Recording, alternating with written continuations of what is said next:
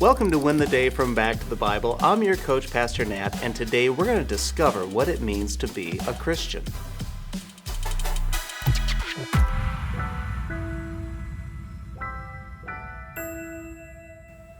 What's the difference between a Christian and a non-Christian? I think it comes down to one word: faith. Now, it's not that one has faith and one does not. I think it comes down to the object of one's faith. It's the difference between a real fan and a bandwagon fan. The real fan sticks with their team no matter the season, but the bandwagon goes where the entertainment is. Jesus knows the difference between the real Christian and the notional or the non-believer. How does he tell? Let's turn back to the book of John in chapter 2 for the answers. Now, when he was in Jerusalem at the Passover feast, many believed in his name when they saw the signs that he was doing. But Jesus, on his part, did not entrust himself to them, because he knew all people and needed no one to bear witness about man, for he himself knew what was in man. As a reminder from last week, in chapter 2, we find Jesus cleansing the temple. He finds the exploitation of the people in the name of religion. He throws them out because it has defiled the temple. We also saw Jesus stump the Jews by providing a puzzle related to his death, burial, and resurrection. And now here he is still in Jerusalem for the Passover and the Feast of Unleavened Bread. He was doing more miracles. He was displaying his power and identity. It says that they were believing. But according to verse 24, Jesus did not entrust himself to them because he knew all people. Well, what does that mean?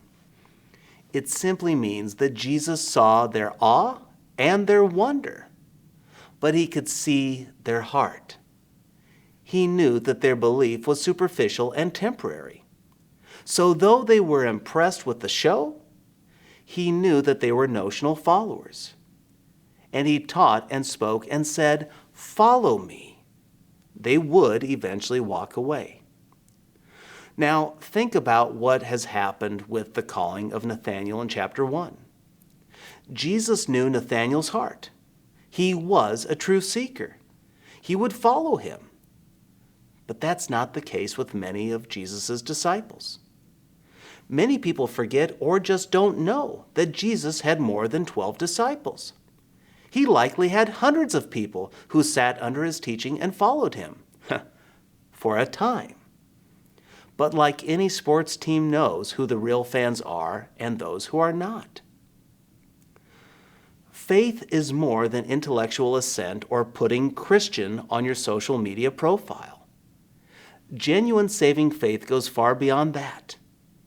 It demands a wholehearted commitment to Jesus Christ as Lord and Savior.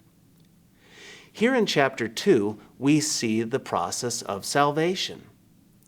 Like the cleansing of the temple, we see God's hatred for sin and the need for cleansing.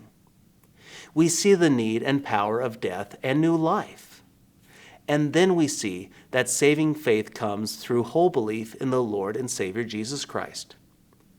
So here's my challenge for you today. Evaluate your faith.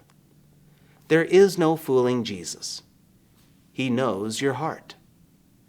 Have you rested on your past participation in church, your family tradition, or your religious activity to save you?